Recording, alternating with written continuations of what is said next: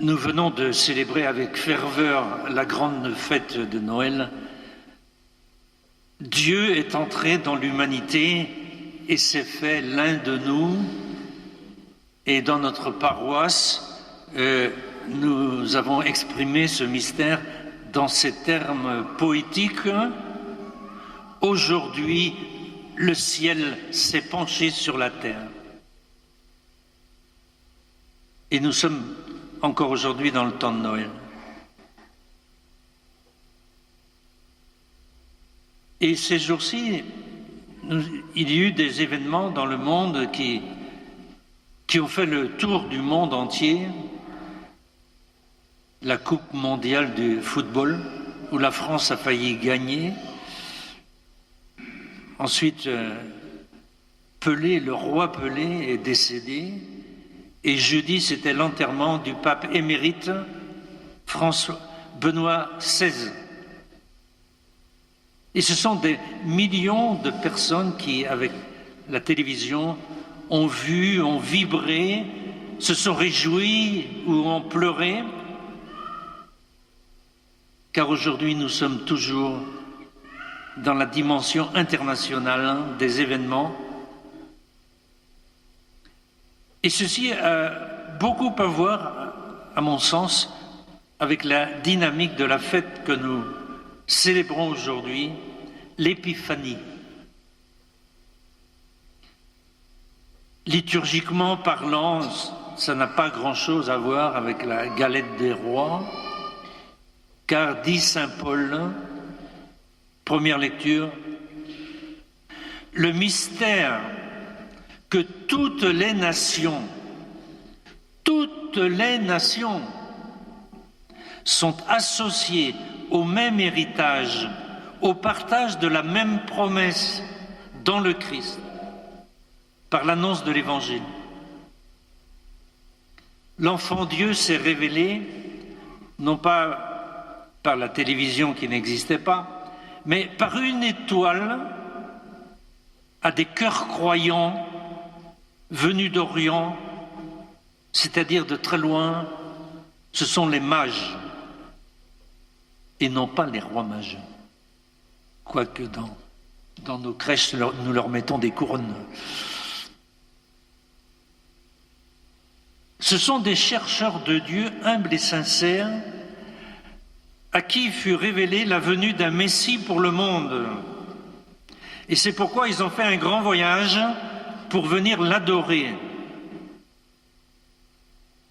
Et notez que dans l'imaginaire populaire, on les représente toujours dans nos crèches comme un Européen blanc, un Africain noir et un cuivré qui est peut-être un Chinois ou un Latino-américain ou un Péruvien, je ne sais pas. C'est le mythe, non ? Mais un mythe qui dit beaucoup de choses. Nous avons la chance de vivre dans nos quartiers de grande banlieue de Nantes avec des gens, des personnes venues du monde entier, d'un peu partout. Quand je prends le bus tous les jours, mes voisins, parfois c'est la moitié du bus sont des passagers de couleurs, de races, de religions différentes. Ce sont mes mages à moi. J'aime bien cette ambiance internationale. Et nous vivons ensemble. Ma foi, pas si mal. Dans l'Église, dit saint Paul, vous n'êtes jamais des étrangers, ni des gens de passage, mais des frères.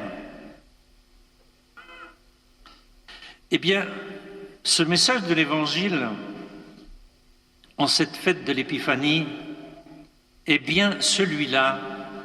L'enfant Dieu de Bethléem est à la fois le sauveur de son peuple Israël, mais aussi de tous les peuples représentés par ces mages venus d'Orient.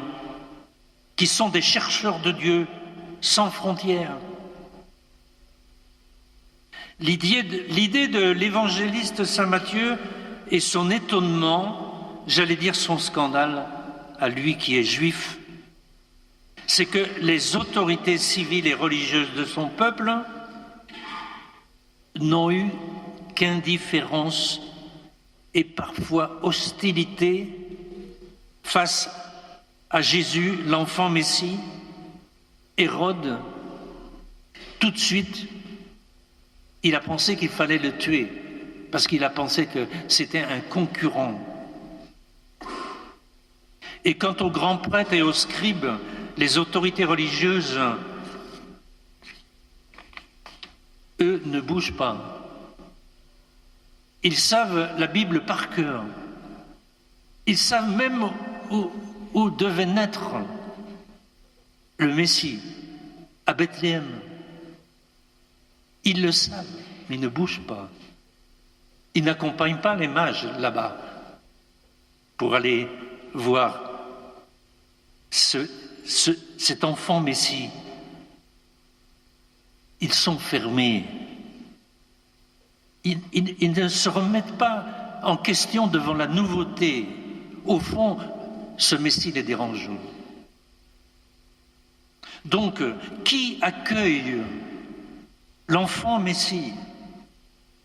Dans Saint Luc, dans l'évangile de Saint Luc, ce sont les bergers. Dans Saint Matthieu, c'est avec Joseph et Marie, ses parents. Curieusement, ces savants païens venus d'ailleurs, personnes cultivées à la recherche de la vérité,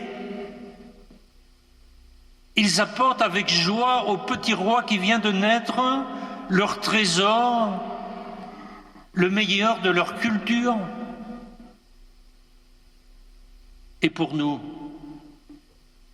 quel est le meilleur de notre culture qu'il faut déposer au pied de l'enfant Dieu? Cet évangile magnifie pour moi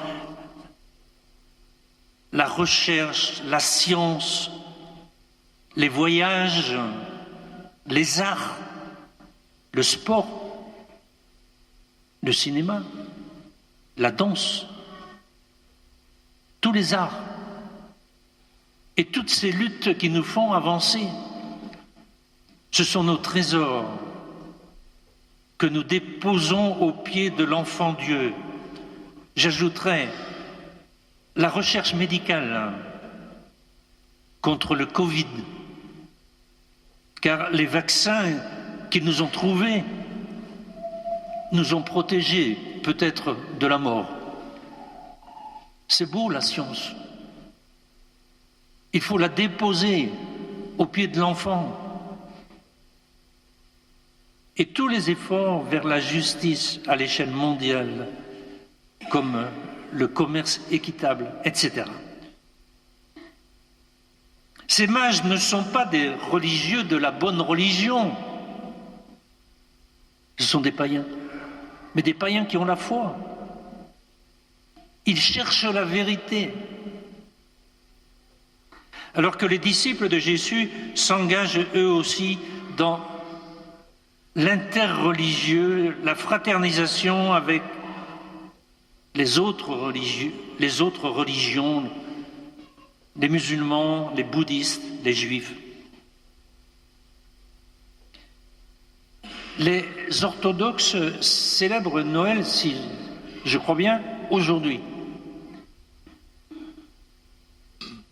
Et nous avons à Sainte-Luce des orthodoxes ukrainiens. Et la paroisse a prévu avec eux une rencontre pour la semaine de l'unité des chrétiens. Ce sera le jeudi 19 janvier. Alors, entre chrétiens, réjouissons-nous, écoutons-nous,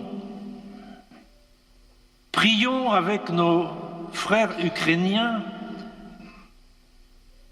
Prenons conscience de leur souffrance à cause de la guerre. Je termine.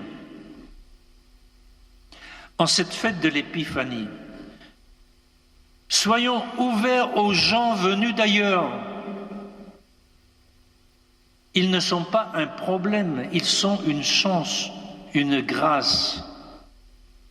La beauté est dans le mélange et le métissage.